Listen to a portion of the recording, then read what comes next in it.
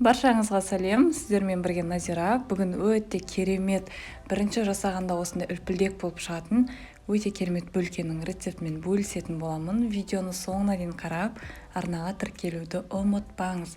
Енді біз ыдысымыздың ішіне жылы сүт пен жылы суды құямыз. Үстінен 2 ас қасық қант саламын. Қалауыңыз бойынша көбірек салсаңыз да болады. Содан соң тұз және де ванильный сахар саламыз. Енді соңында біз аштық саламыз, құрғақ бір ас қасық. Содан соң ертілген сармайымызды салып, әдеттегідей ұнды електен илеп салатын боламыз. Енді біз қамырымызды илеп бастаймыз. Осындай біздің қамыр жұмсақ, қолға жабысқақ болып шығады. Солай болып шығуы керек. Ұн салып қоймаңыздар. Мінекей осындай жабысқақ болады. Енді біз қамырымызды ашытуға алып қоямыз, бетін жауып. Мінекей біздің қамырымыз дайын, өте керемет болып ашып шықты. Енді біз қамырымызды бөліктерге бөліп шығатын боламыз. Таразының көмегімен барлығын өлшеп бөлдім. Осы қамырдан менен 10 дана бөлке шықты. Грамдары 65 грамнан бөлдім. Өз қалауыңыз бойынша өте ұсақ немесе өте ірі қылып жасасаңыз да болады. Мен бірақ осындай өте орташа түрде жасадым. Енді біз қамырымызды жұқалап жайып шығатын боламыз.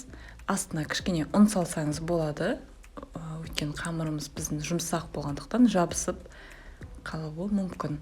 Бөлкелеріміздің ішіне салмасына мен шоколад пастасын қолданамын. Өз қалауыңыз бойынша кез келген салманы қолдансаңыз болады. Сүзбе бар, сгущенка салсаңыз да болады. Өзіңізге ұнаған өзіңіздің қалауыңызды салманы қолданып жасасаңыз болады. Ал мінекей мен ішіне салмамызды салдым. Енді осылай үстінен жауып, қаттылап басып бекітіп шығамыз. Біздің шоколадымыз шығып кетпеуі қажет. Содан соң осындай құралмен жолақтар сызып шығамын. Егер де осындай құрал болмаса, жай ғана пышақтың көмегімен де жасасаңыз болады. Енді осылай айналдырып, біздің бөлкелеріміздің формасын шығаратын боламыз. Мінекей қараңыздар, өте керемет. Осылайша барлық бөлкелеріміздің формасын шығарып аламыз. Содан соң противенге жинап, бетіне жұмыртқаның сары уызын жағып шығамыз. Осы орайда пешімізді қыздырып қоямыз.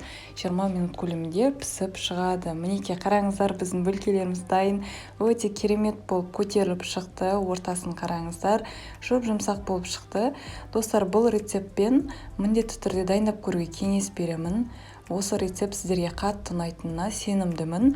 Ал мен сіздермен қоштаспаймын. Келесі видеода көріскенше аман болыңыздар.